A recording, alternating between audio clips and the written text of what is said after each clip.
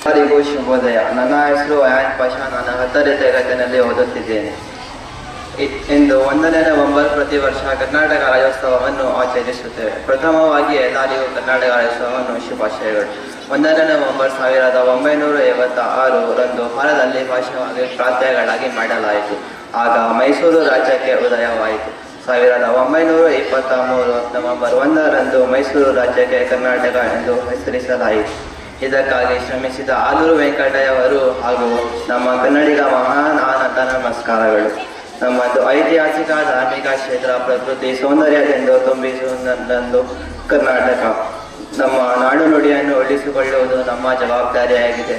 ಕಲಿಯೋಕೆ ಕೋಟಿ ಭಾಷೆ, ಆಡೋಕ್ಕೆ ಒಂದೇ ಭಾಷೆ, ಅದೇ ನಮ್ಮ ಕನ್ನಡ ಭಾಷೆ. ಕನ್ನಡ ಕಸ್ತೂರಿ, ಕನ್ನಡ ಎಂದು ತುಡಿಸುತ್ತಾ ಕನ್ನಡ ಈ ಪುಟ್ಟ ಭಾಷಣೆ ಮುಗಿಸುತ್ತೇನೆ. ಕನ್ನಡ ತಾಯಿಗೆ ಜಯವಾಗಲಿ. ಜೈ ಹಿಂದ್, ಜೈ ಕರ್ನಾಟಕ. ಧನ್ಯವಾದಗಳು.